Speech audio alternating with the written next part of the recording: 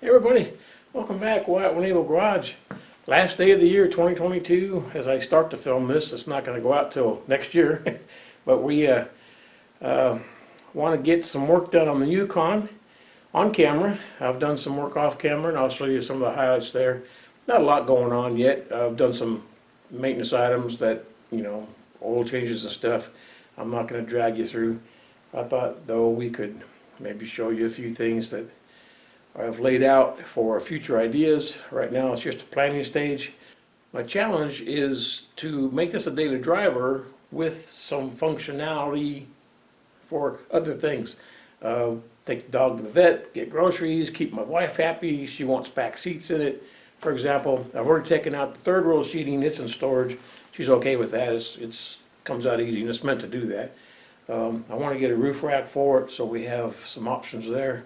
And yeah, I thought I'd bring you along, show you some of the things I've done and some of the things I have plans for, and then we'll get into what we're doing today.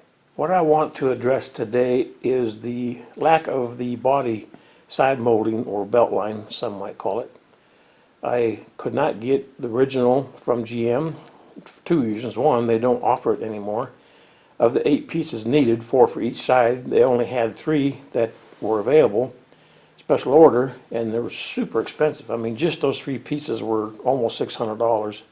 So if I was able to find all 8 pieces, it would have been well over $1,000 from GM. And of course, did a search online, stores like LMC Truck and Classic Industries, and none of them really had exactly what GM used to offer.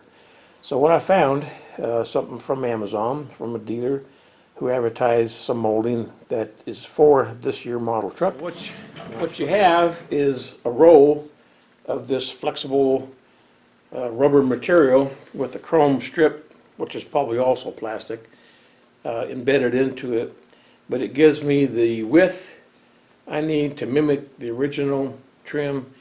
I also needed this to hide some damages and some sins that were done to get the old one off.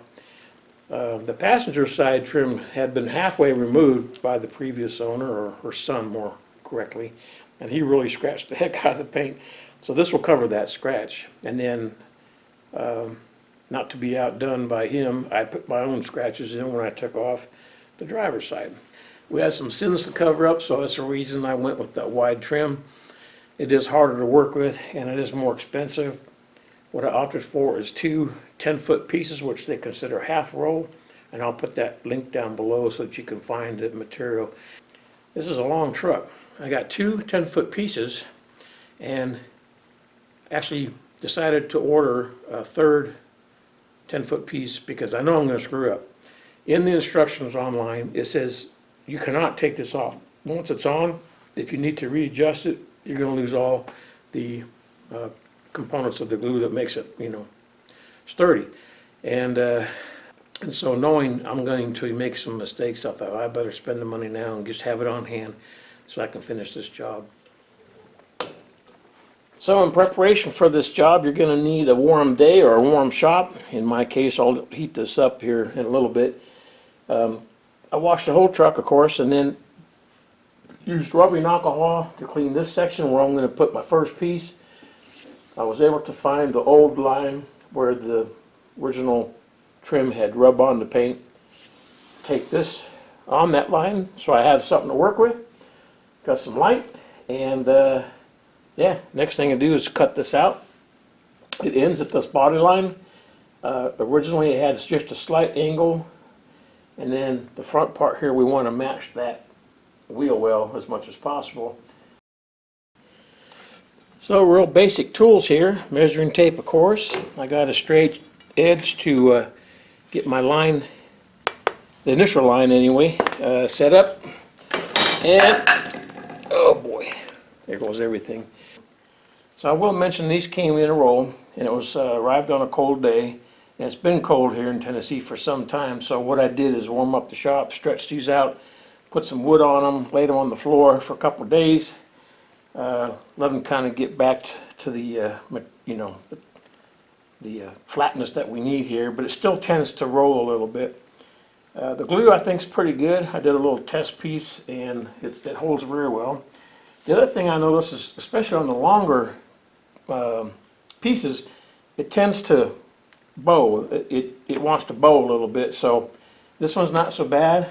You can see, I'll start back here on this body line and line it up. But I think what we can, yeah, it's actually got just a bow to it. So when we try to shape the front end, we'll have to take that into consideration. So we're out in my wood shop, and we're going to use a bandsaw to cut this because we can make a little bit of a curvature, which makes it look a little more professional and sporty. So let's see if we can't screw this up.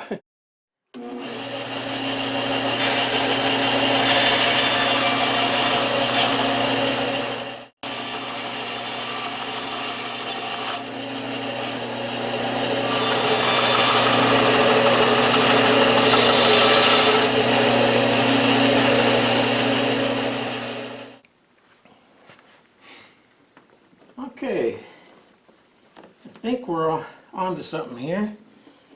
Body line works back here.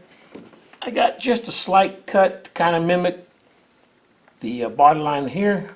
Could be a little more pronounced, but I think I'll leave that the way it is. And the front one looks pretty good. All right, I'm on the body line and pretty straight on the way back. So I elected to put this little curl in here. Not necessary if you wanted to go straight up with yours and make a corner. However, I think this will be better for the adhesion as well.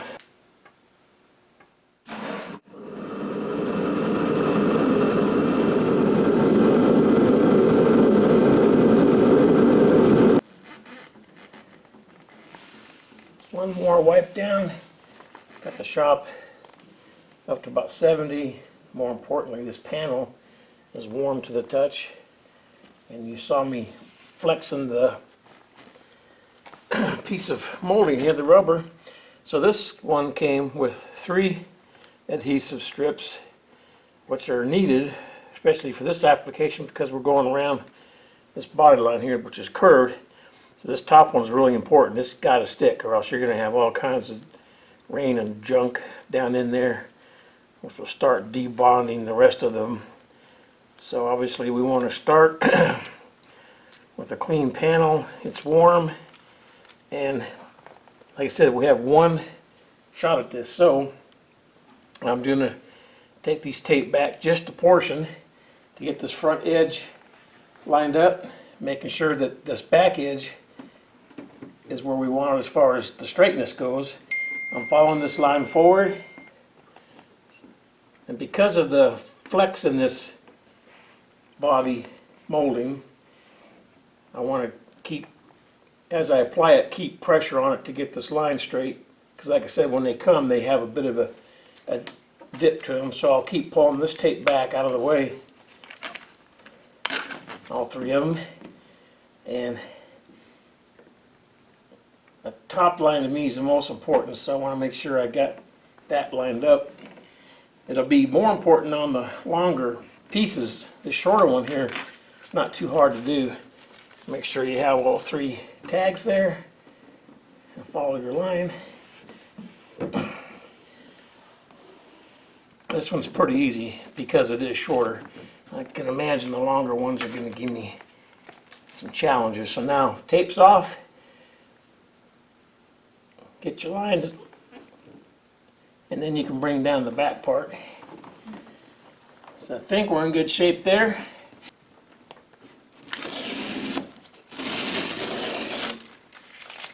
I like to see things as I move along, keeps me motivated. So I'll take this protective coating off. I'll step back and take a look. I got the front edge lined up pretty good. I elected to make this little curve. You don't have to do it in your application. And we're straight on the original body line. And like I said, I cut this at an angle to kind of mimic what's going on back here. But it's straight with the body line as the original piece is. And that's it.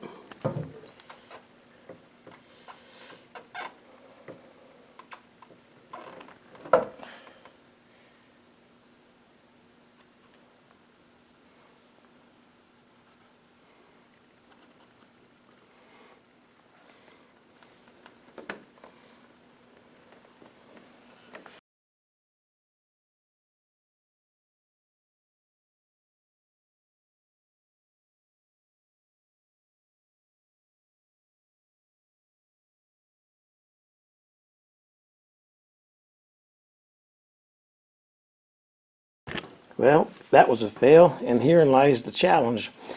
So I think I showed you we had this line here cut pretty well, and tried to get this as best I could, and then all of a sudden it went up on me. My fault, not paying attention. I already stuck down. You cannot, there's no second try. So now this is inaccurate, and it's covering the door. This would be easy to trim. You open the door and get a razor blade and trim it off, but that is unacceptable. It's hard to pick up the black there, but that's a much better fit. I'm happy with that. It overlaps the door seam here just a hair, but that's okay because I want to try to put that gap as close as I can together and still make it look good. Again, I elected to make this little corner here. We said to set this line back just a hair, and probably need to trim it just a bit more because you have to remember your door opens and closes, and that just barely clears there. Might be hard to pick up, but that just barely clears. And then we've got a nice straight line now. I had to do this twice, so I'm running out of material. And then we get down to this point. And then we move down from the front of the driver's door to the seam here where the passenger door meets the front. And you've got to make this seam, you know, as close as you can, but you have to remember that this door opens and it will tuck in. I'll open it and show you. So it does get a little close. The bottom okay. The top, I didn't need to cut this much back, but I'm going to have to live with that because I am out of material. And then this is the rest of that trimmed together.